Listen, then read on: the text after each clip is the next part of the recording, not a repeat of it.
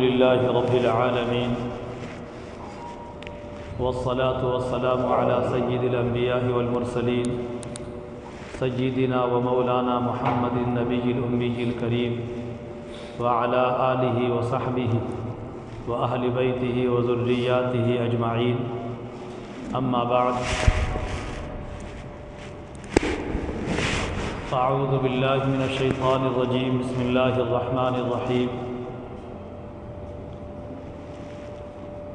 إنما يعمر مساجد الله من آمن بالله واليوم الآخر قال النبي صلى الله عليه وسلم أحب البلاد إلى الله مساجدها وأبغض البلاد إلى الله أسواقها وقال النبي صلى الله عليه وسلم من بنى مسجدا لله تعالى بنى الله له بيتا في الجنة صدق الله العظيم وصدق رسوله النبي الكريم۔ قابل احترام بزرگوں اور دوستوں، آقا نامدار صلی اللہ علیہ وسلم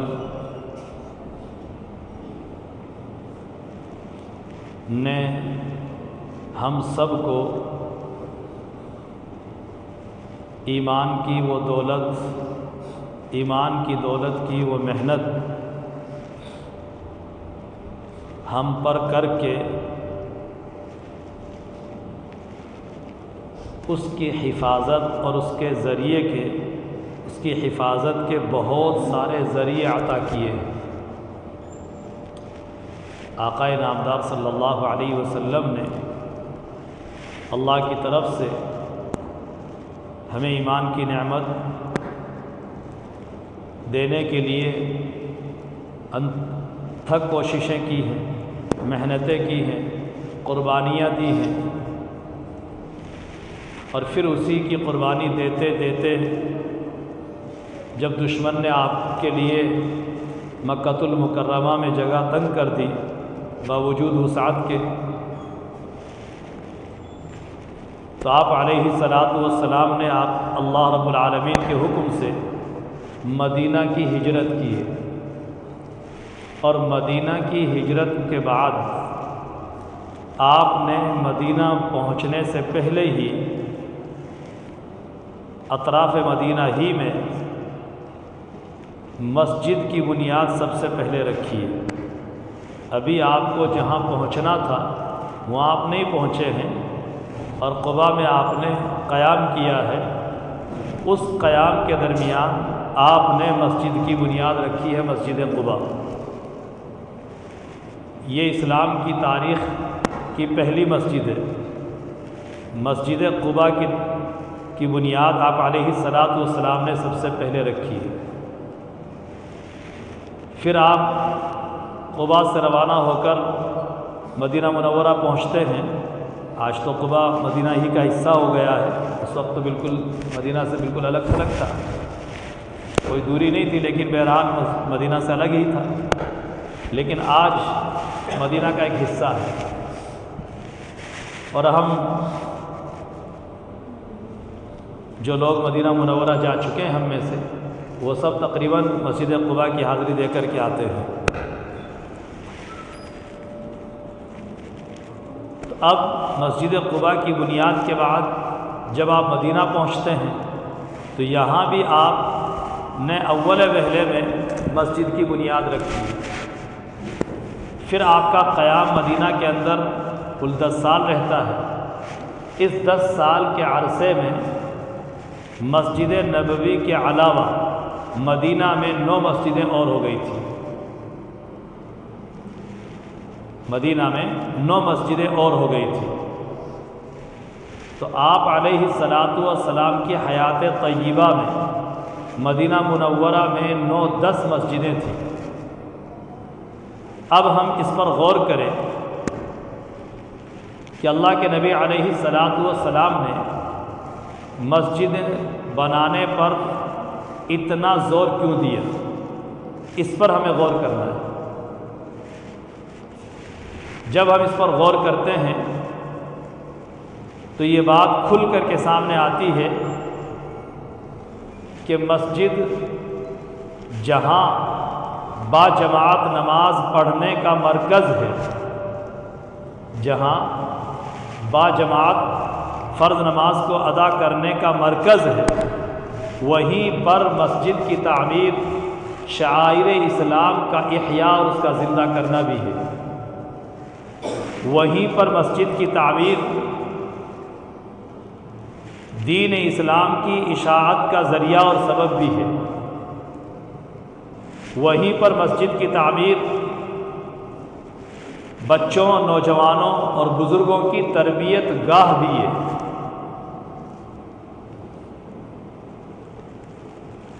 وہیں پر مسجد کی تعمیر بستی میں اپنے ارد گرد ان لوگوں پر جو لوگ مسجد کی آبادی کا ذریعہ اور سبب بنتے ہیں، چاہے وہ ظاہری تعمیر کا ذریعہ اور سبب بن رہے ہوں اور چاہے وہ روحانی تعمیر کا ذریعہ اور سبب بن رہے ہوں، غرض مسجد کی آبادی کا ذریعہ بنتے ہیں وہ لوگ، ان لوگوں پر خاص طور سے رحمت اور برکت کے نزول کا ذریعہ اور سبب بھی ہے۔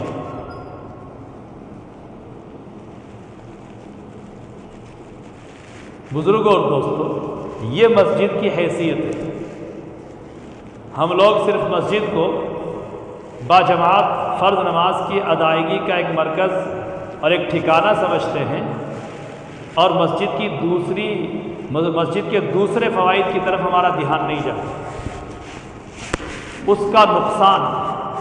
دوسرے فوائد کی طرف ہمارا ذہن نہیں جاتا۔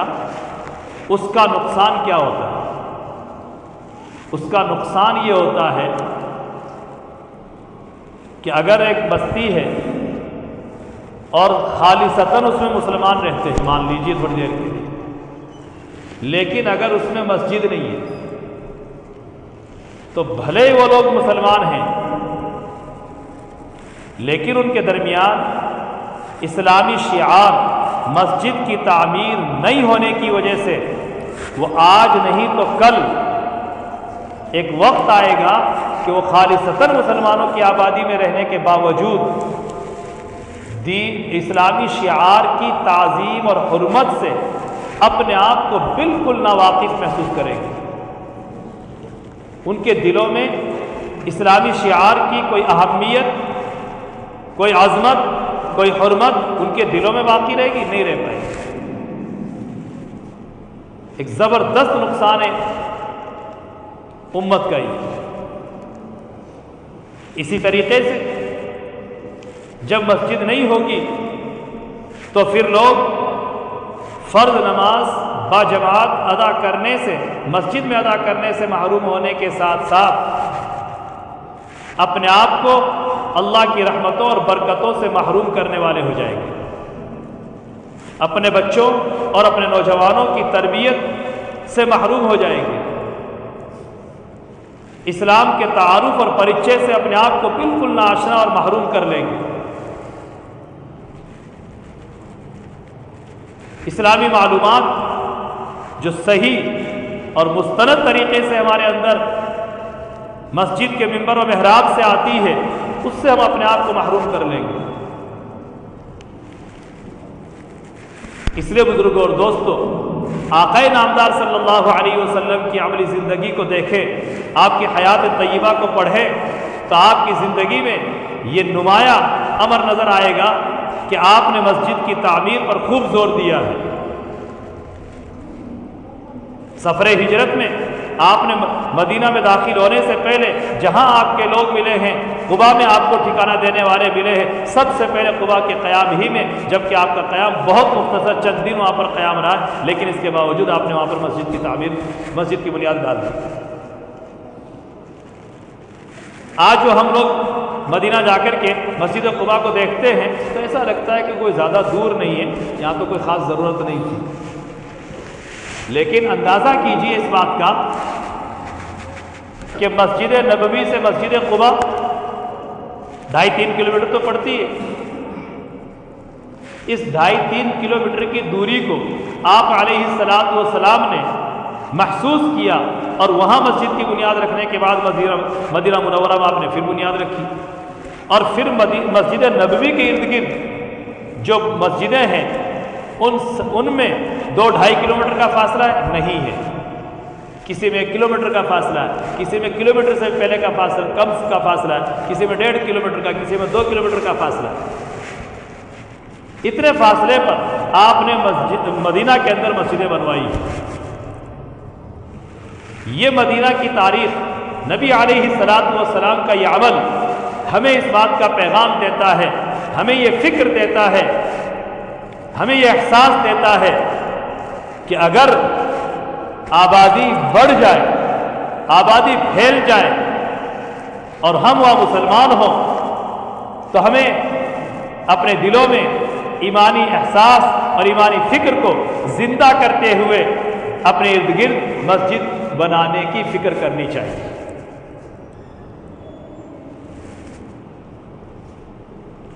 جب بستی میں ادھر سے ادھر، مشرق سے مغرب آنا جانا ہوتا ہے، اور جب نماز کا وقت ہوتا ہے یا گھروں کی دوری کو دیکھتے ہیں تو خوب ہی احساس ہوتا ہے، اور اس احساس کی وجہ سے میں نے اپنی انفرادی یا اجتماعی باہر کی مجلسوں میں 2 ساتھی بھی رہے تو وہاں بھی 4 ساتھی ہیں، تب بھی اس بات کا خوب مذاکرہ کیا ہے یار ادھر مسجد ہونی چاہیے، آبادی اس قدر بڑھ چکی کہ اس سائڈ بھی مسجد ہونی چاہیے، آبادی اس قدر بڑھ چکی کہ آتھونی بھی مسجد ہونی چاہیے۔ خوب اس بات کا مذاکرہ ہوا، اور آپ میں سے کئیوں کے سامنے میں نے یہ بات کہی ہوگی، لیکن ایک جواب ملتا ہے، ایک جواب ملتا ہے، جو اس بات کو احساس کے ساتھ لیتے ہیں تو وہ ایک جواب دیتے ہیں۔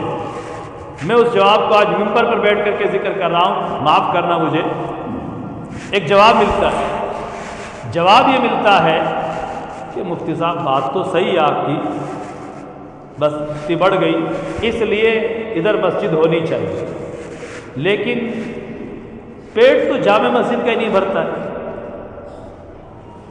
پیٹ تو جامع مسجد کا ہی نہیں بھرتا ہے، ادھر مسجد بنا دیں گے تو پھر اس کا پیٹ کیسے بھرے گا؟ یہ اپنی زبان کا اپنا لفظ ہے، مسجد کا پیٹ نہیں بھرتا، اور پیٹ نہیں بھرنے کے ہمارے یہاں 2 مطلب ہوتے ہیں، 2 مطلب ہوتے ہیں۔ ایک مطلب تو یہ ہوتا ہے کہ نمازیوں سے مسجد خالی رہتی ہے،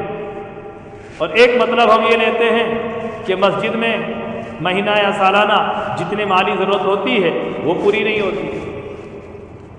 یہ دونوں مطلب ہمارے اس جملے میں ہم لیتے ہیں کہ مسجد کا پیٹ نہیں بھرتا۔ بزرگوں اور دوستوں،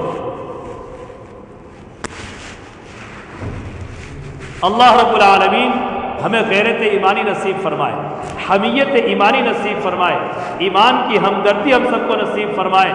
میں نے جو ابھی مختصر طور پر مدینہ کی تاریخ رکھی ہے، ہم خود سوچیں کہ مدینہ منورہ میں آقا نامدار صلی اللہ علیہ وسلم کے زمانے میں رہنے والے حضرات کی خوشحالی اور مالداری کو دیکھیں، اور ایک آج ہماری خوشحالی اور مالداری کو دیکھیں۔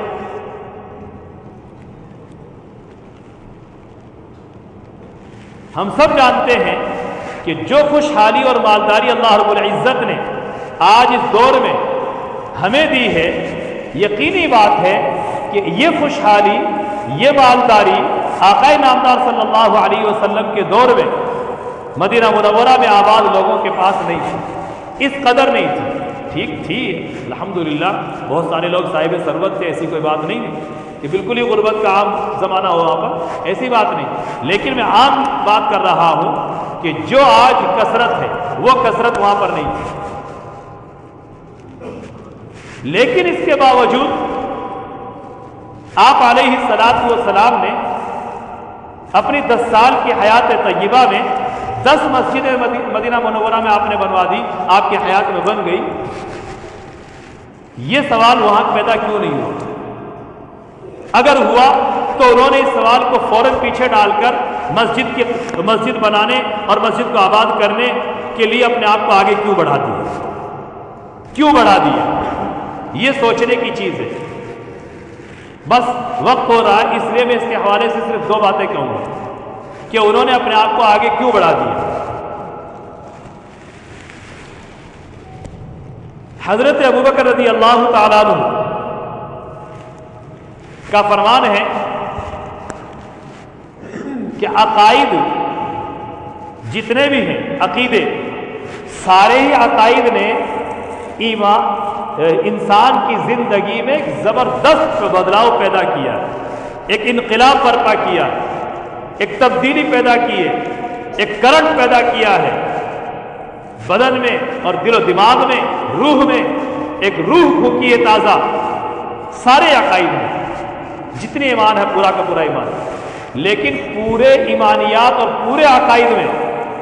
جو سب سے اہم انقلاب اور بدلاؤ پیدا کرنے والا جو عقیدہ رہا ہے، جو دل و جان میں ایمانی روح پھونکنے والا جو عقیدہ رہا ہے، وہ ہے آخرت، وہ ہے آخرت۔ جتنا آخرت پر یقین اور ایمان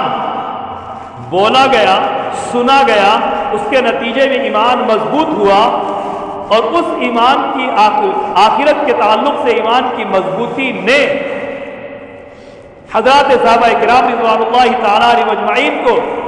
مسجدیں بنانے اور مسجدوں کو آباد کرنے میں کبھی بھی ان کو پیچھے نہیں دھکیلا، بلکہ ہر حال میں ان کو آگے دھکیلا،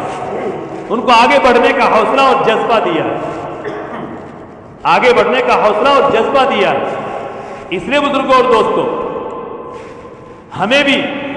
آیات اور نبی پاک علیہ الصلوۃ والسلام کے عمل اور آپ کے ارشادات کو سامنے رکھتے ہوئے اپنے اندر ایمانی جذبہ پیدا کرنا چاہیے، ایمانی حوصلہ پیدا کرنا چاہیے۔ لہذا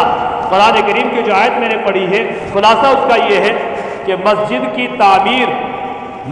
تعمیر کرنا، مسجد کی آبادی کی فکر کرنا یہ ایمان کی علامت ہے، یہ ایمان کی علامت ہے، اللہ اور یوم آخرت پر ایمان کی علامت اور نشانی ہے۔